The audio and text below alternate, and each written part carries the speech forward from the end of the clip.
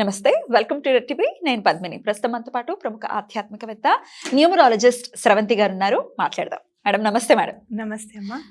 Madam పోవట్లేదు, అక్క అని పిలుద్దామంటే అలవాటైపోయిందా? సరే, అతి సున్నితమైన రిలేషన్స్ లో అత్తాకోడల రిలేషన్ ఒకటి.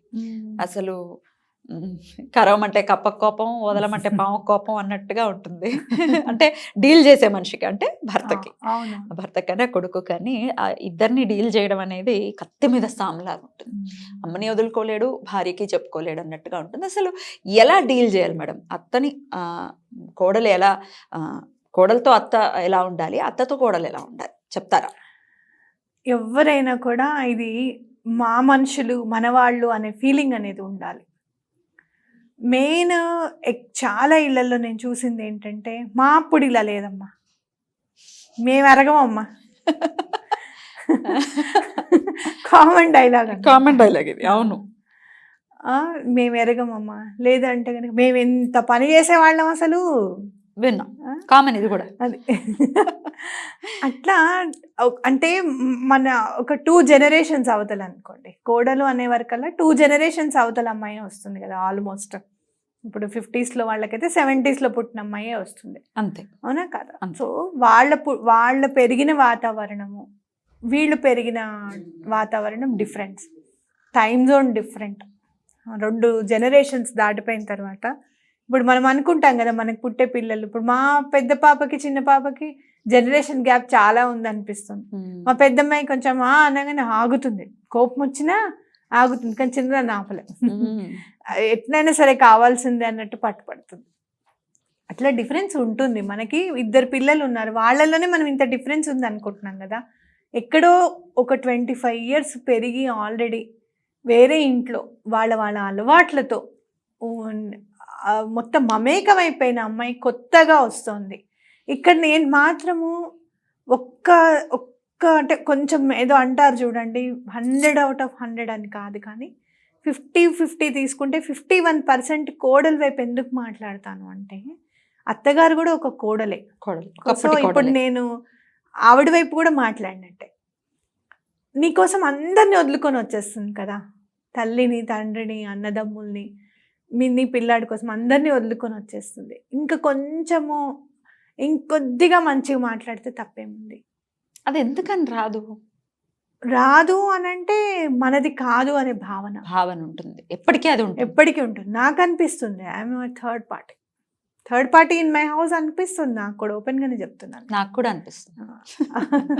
ఎందుకంటే వాళ్ళందరూ కూర్చొని మాట్లాడుకుంటూ ఉంటారు కదా. నాకు ఎక్కడ కూడా నన్ను ఏదో మమేకం చేసేసారు, నన్ను కలిపేశారు అనే ఫీలింగ్ ఎప్పుడో ఒక చోట లేకుండా ఉన్నట్టుగా ఉంటుంది. ట్రూ అన్నమాట. సో అందరి ఇళ్లలో అలానే ఉంటుందని నేను అన్నాను.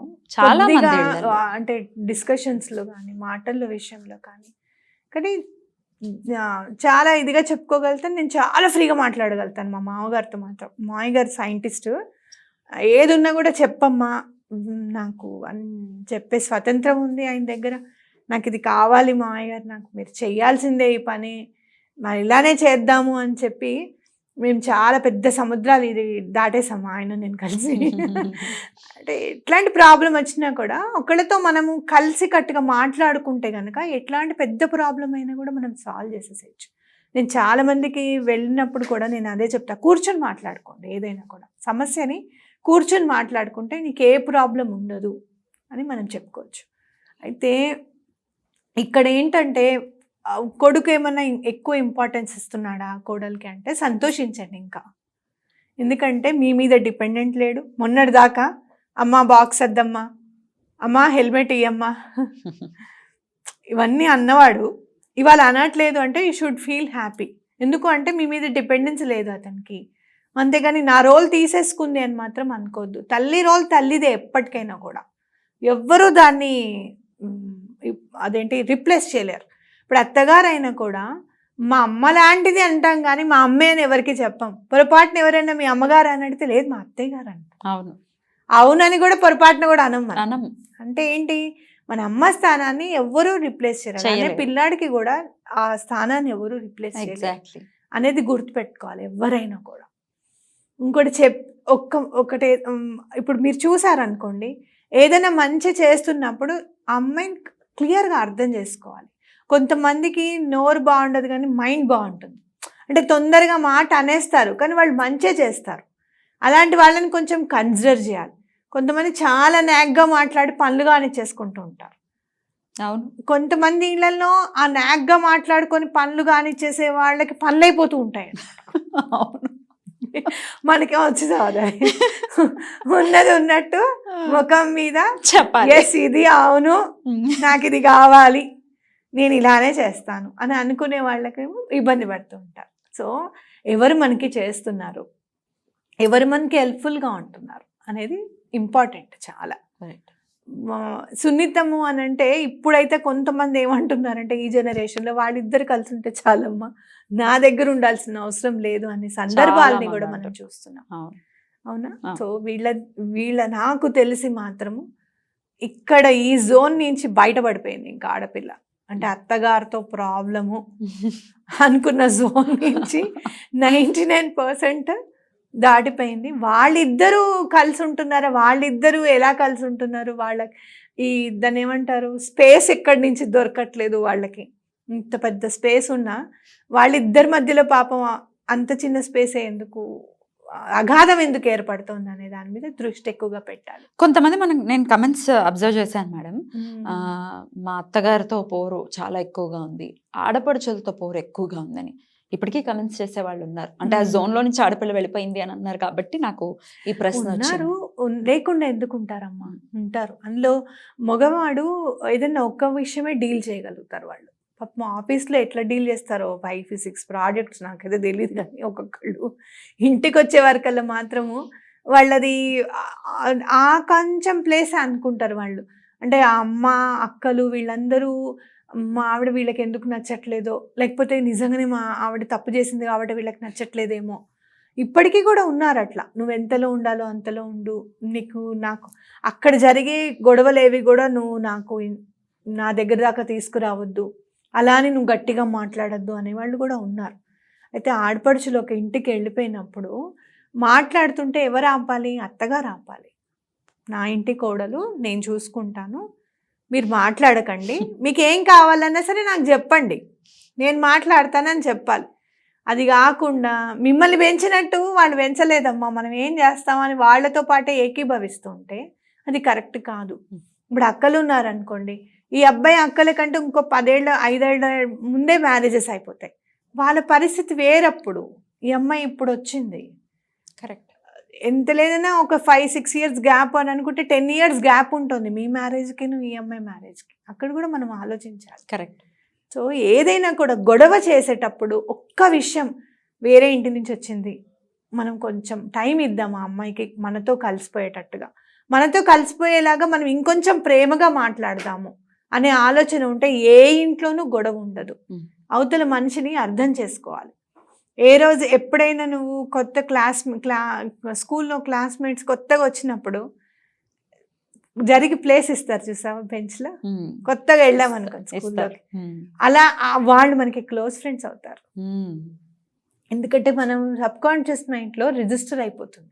నేను క్లాస్లోకి ఎంటర్ అవ్వగానే వీళ్ళు జరిగి నాకు ప్లేస్ ఇచ్చారు, నేను ఎక్కడ కూర్చోవాలి అని అనుకుంటే వాళ్ళతో మనం క్లోజ్గా ఉంటాం ఖచ్చితంగా, అవునా కాదు?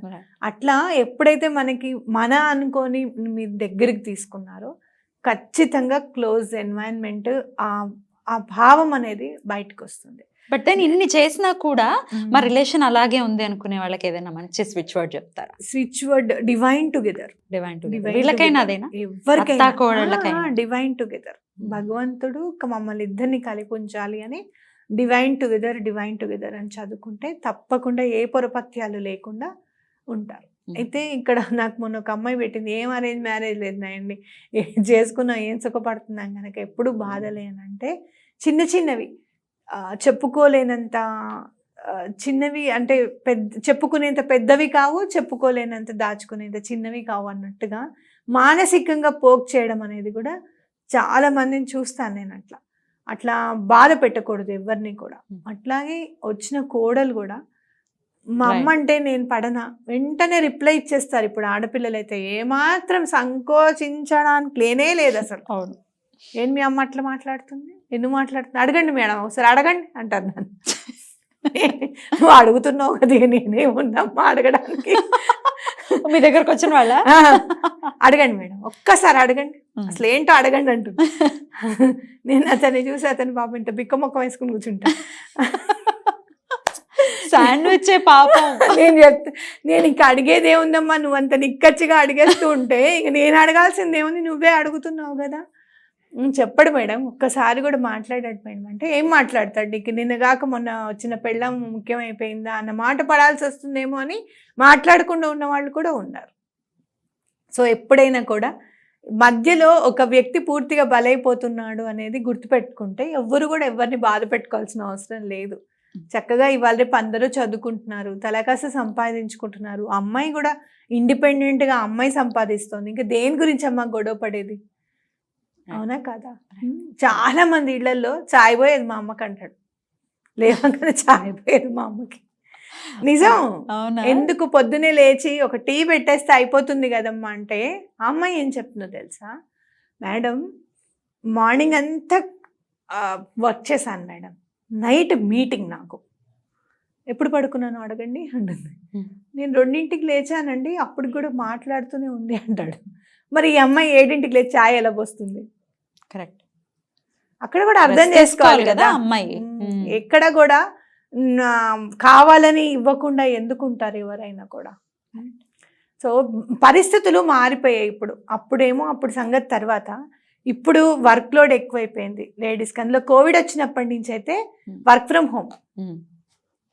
ఫ్రమ్ హోమ్ వల్ల నిజంగా చాలా ఇబ్బంది పడుతున్నారు ఆడవాళ్ళని మనం చెప్పచ్చు. కొంచెం అర్థం చేసుకొని ముందుకెళ్తే ఆ సున్నితమైన రిలేషన్ అనేది నిలబడుతుంది. అంతే. చాలా చక్కగా చెప్పారక్క. నమస్తే.